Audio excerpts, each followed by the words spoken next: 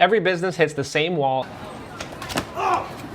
and it's not marketing or sales, it's leadership. You can have the best offer, a beautiful website, streamlined operations, but if you can't lead the people that you've hired, your business will fail. Because at some point, growth stops being about what you can do as the business founder, starts being about what you can get other people to do effectively, consistently, and without burning out. So in this video, we're gonna break down why you need to make the transition from solo operator to leader and make the hard decisions that separate great businesses from average ones. If you guys want more clients, more sales, and marketing that actually works, you should subscribe because that's what all my videos are built to help you do.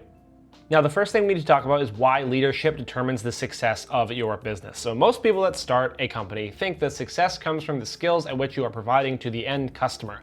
So the better you are at what you do, the faster that your company will grow. Now, this is true in the beginning because it helps you, show proof of concept and find new clientele. Let's say if you run a clothing brand, you probably think that the better you are at designing clothes, you will grow a bigger clothing company. Or if you're an advertiser, you think if I'm better at running Google ads, I will grow a massive multi-million-dollar agency. But that is not true once you get, past, let's say, the $10,000, $20,000 mark if you want to run a real business, right? Your own bandwidth becomes the bottleneck for your company. You cannot outwork a team of 5 people, and you cannot outsystem a company that has a specialist for every single role. But the easiest way I can diagram this for you is, let's say you're company A right here, and you have company B over here. So you at company A probably max out at, let's say, accomplishing this, amount of work. Let's grant that you're a genius, you're really good at systems, and you can accomplish, all these separate tasks to a level that would be satisfactory to your end customer or client, right? But company B has been around for a long time, and they've got a specialist for every single part of, let's say, running an ad campaign, from the actual creation of the landing page, to writing the copy, to setting up the campaign itself, to having a specific web developer for every single client. And now all of these people can do the exact same thing that you're doing. Every single one of these people can accomplish the exact same amount of work that you can. So it is very obvious, by looking at this, that company B is going to accomplish 200 times the amount of work that you can, regardless of how good you are at NAN or Zapier automations and ChatGPT, right? So at serious scale, success is not about your individual skill, it's about the structure of your business, and leadership is what creates structure. So good leadership is going to set direction, build company culture, and create accountability, and bad or no leadership is going to create chaos, resentment, and slow death by 1,000 tiny inefficiencies. So if you feel like your business right now keeps growing and then collapsing, it's not a marketing problem, it is a leadership issue. So how do we shift from operator to leader, right? So when you start whatever business that you started, you're wearing every hat, right? So you're selling the product or the service, you're fulfilling the product or the service, you're the customer support, you're even working on billing. So right now you're surviving by doing everything yourself. But at scale, that same behavior will destroy your business. So the operator who refuses to delegate becomes the ceiling of the company. Your job needs to stop being to do the thing and to become building the team that does the thing, right? So that's the mindset shift that we're trying to accomplish here. That shift is really uncomfortable. So psychologists describe something called the locus of control. So this is your belief in how much you personally influence an outcome, right? Anybody who founds a company, right? We all tend to have extreme internal locus. So we think that the success or failure of the thing that we are building that we're so proud of entirely depends on us, right? But at scale, you have to shift this belief outward. So your team's performance becomes a new lever at which you can control the success of your company, right? So the shift that we're aiming for means letting go of some control. I know how hard this is, accepting that there will be mistakes while you're growing, and trusting people who might not do things the exact way that you did when you started, right? But that's the price of scale. If you don't make that leap, your business will stay a high-paying job instead of a scalable company.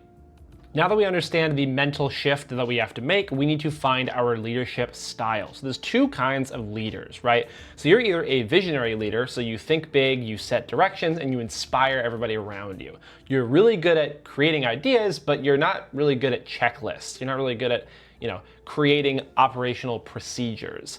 Or you're a managerial leader. So you're really good at building systems, you love tracking data and performance, and you like making sure that the machine or whatever it is that you're building is running optimally, right? You're very consistent, but you can strangle the innovation and the creativity of the company if you start to micromanage people, right? So the best way I can illustrate this for you is Iron Man versus Nick Fury. So Tony Stark is your visionary, right? He's got all these really cool, bold ideas. He's always innovating, but operationally he's very chaotic. So his procedures only really work for him, right? And Nick Fury is your managerial leader. So he's the one building the systems, recruiting all of the talent, right? And keeping the mission on track. The idea was to bring together a group of remarkable people, see if they could become something more. Without Tony, nothing new gets created, and without Nick, nothing actually gets done, or rather nothing good gets done, right? The best leaders blend both of those traits together. So they dream big and inspire, but they also enforce and execute precisely. So you need to sit down and ask yourself, what side of the aisle do you naturally fall on, and what systems or people do you need to balance the things that you are not good at naturally? Here we move into the part that most of us struggle with, which is delegation and trust. So delegation is not about dumping stuff on your employees. So, oh, we have 2 new ad campaigns today. We gotta go through 3 new inquiry calls today. Here, somebody go handle it. It's about transferring the ownership of that task to somebody else. So here is the way to do that.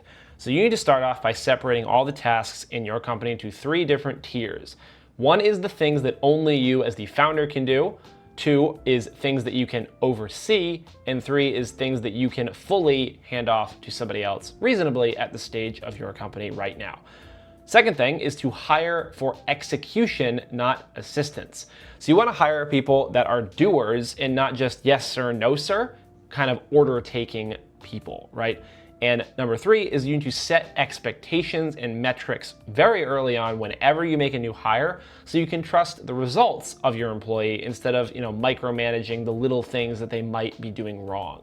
So a good example of this is, let's say you just hired a new sales rep, right? Instead of listening in with, some AI tool or just being there on every single one of their sales calls, you should set a very clear expectation for them, saying, okay, so in the first 2 months, you should be booking at minimum, based on your experience, 5 qualified demos per week. No ifs, ands, or buts about it, right? So trusting people does not mean having blind faith in them. It means creating an environment and a system in your business where people are free to use the skills that they've acquired over their employment history and complete whatever work you assign them, but they're accountable for the outcomes that they produce for your company, right? If you find yourself all the time, you're always checking up on all of your employees, that's not you being a leader, that is you being insecure about the people that you hired, right? So you need to set a vision, measure the results of your team, and then get the fuck out of people's way.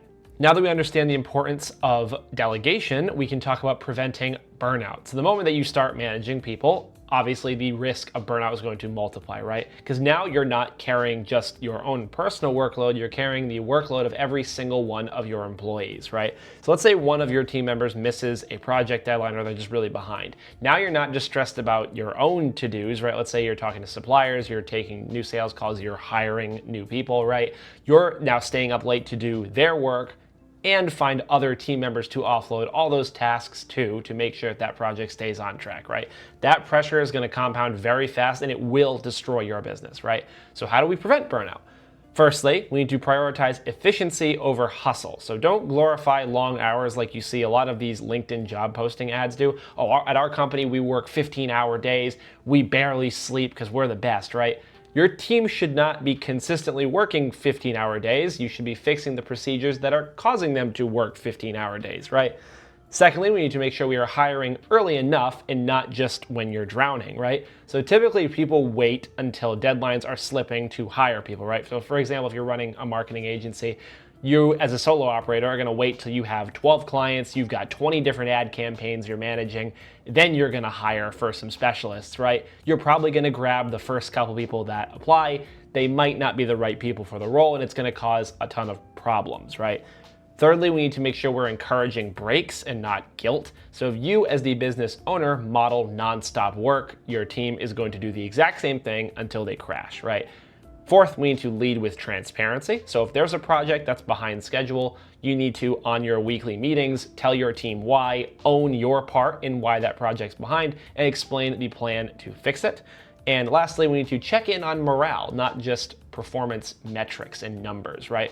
So your team could be hitting targets very consistently for months, but underneath they're really stressed out and they probably can't do that for much longer. So if you check on morale, it tells you how long they can keep up that pace, right? A burnt out team does not need motivation, they need better management. Moving on to what none of us like to do, we're going to talk about making the hard decisions, right? So leadership is not all about inspiring people and team lunches on Zoom. So sometimes it means making decisions that hurt you in the short term, but will save you greatly in the long term. Not every hire will work out. Not every client is worth keeping. Not every product is a winner. Not every ad campaign will generate a return on investment. You and your team are going to keep making bad decisions over and over again as you grow your company and forever, right? The difference between an amateur and a professional leader is that professionals make the right calls early and respectfully to their team, right? So let's say your web developer's on vacation, so you're gonna end up dealing with tons of angry and dissatisfied customers for the time being. How are you gonna handle them? Who's gonna handle website work for the moment, right? Let's say you might not be able to pay out bonuses for the quarter since your ad campaigns didn't perform that well. How are you gonna address your team? What are you gonna do if a team member considers leaving because of that, right? So we're gonna use firing as an example. You can extrapolate the concept that you learned from this to any difficult decision. So if you have a new hire, right, you need to decide if this person is in a slump or they're actually a bad fit for the role, right? Have you given them clear expectations for what success in the role looks like? Have you given them genuine feedback that is helpful and resources to improve? If the answer is yes and nothing changes, it might be time to have that tough conversation, right? So here's a situational example. So let's say you've got an account manager who keeps missing deadlines and dropping the ball with all their clients. You've already had multiple one-on-ones, you've given them extra help, and you've laid out what success looks like in the role with metrics and numbers, but nothing changes over a couple months, right? At that point, you should be acutely aware as the business owner that it is a pattern and not just a rough patch. And keeping them around does not just hurt the results of your business, it drains your team and it damages the client's trust in you, right? So that's when it's time to make the call to let them go. You need to end things directly, privately, and with dignity. You don't need to humiliate people to lead effectively.